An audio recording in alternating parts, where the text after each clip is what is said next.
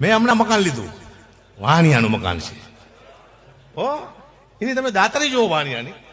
મને કે કુબા આમાં ચાર, અમારે કઈ લઈને નથી જવાનું મકાનમાંથી, તમને ખાલી મકાન આપી એક ચમચી નથી લઈ જવાની. 4 એસી છે, હા, 4 ટીવી છે, 4 ફ્રીજ છે, ગાડી છે, બાઇક છે, સાયકલ છે, ગાટલા ઘોટલા શેટી બેટી બધું આમાં છે. ખાલી અમે 2 ગ્લાસ લઈ જઈશું.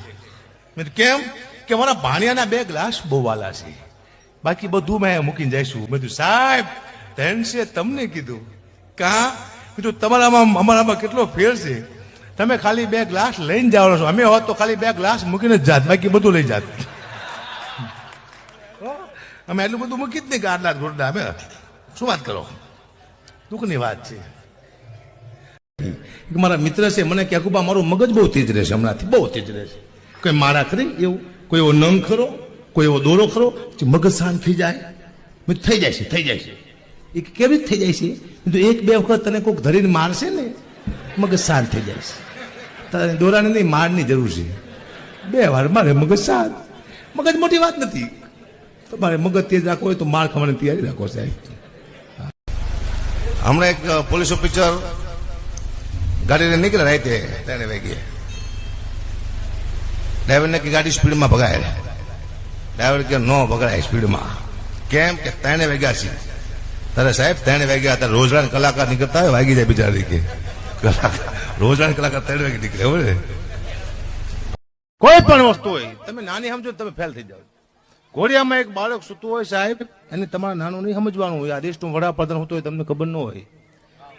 હા, આ દેશનો કોઈ મહાસંત હોતો હોય, દેશનો કોઈ મહાસંત હોતો હોય, તમને ખબર ન હોય ઘોડિયામાં હોતો હોય તો.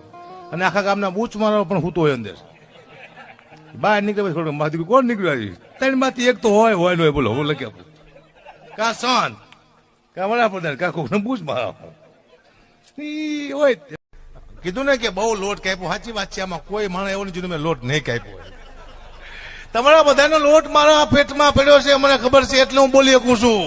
આખા સમાજનો લોટ થોડો 100 ગ્રામ ઉપાડી લીધો મેં. હા, કારણ કે મને યાદ છે આપણા એક બેન આખો ડબ્બો, વજન બહુ હતો, આવ્યા મારી ઘંટી.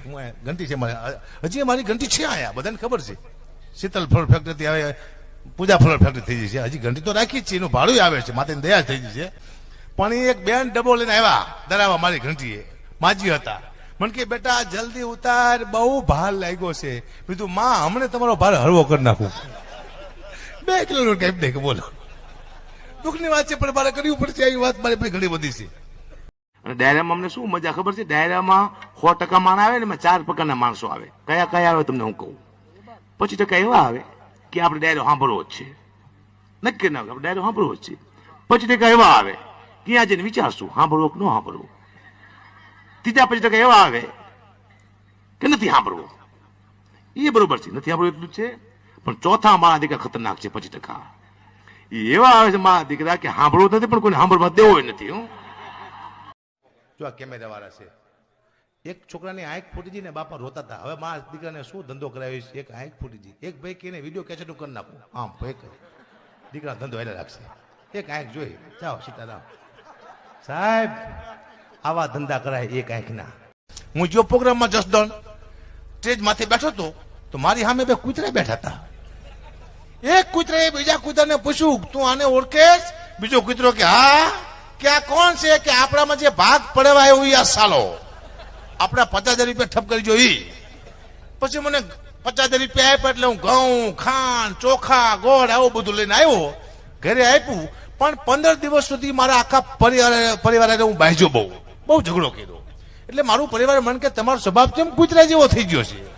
તો કૂતરાનું ખાઈ જાય એટલે કહેવાનો મુદ્દો કોનું ખાવું એ મહત્વનું છે. બધાનું ન ખાઈ જવાય ને મોત થઈ જાય. તમારો મુદ્દો આ છે, બધું માપે રાખવાનું, બધાનું નહીં ખાઈ જવાનું. મને ખબર નહીં, કારણ કે આ મારું 30 વર્ષનું કર્મભૂમિ છે.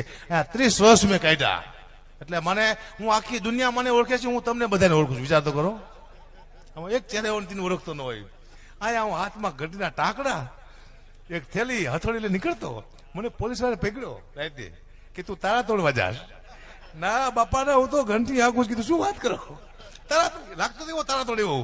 આ તો મોગલમાની કૃપા થઈ જાય, કલાકાર થઈ ગયો તમારા બધાના આશીર્વાદ, બાકી કશું શહેર ને મુદ્દો.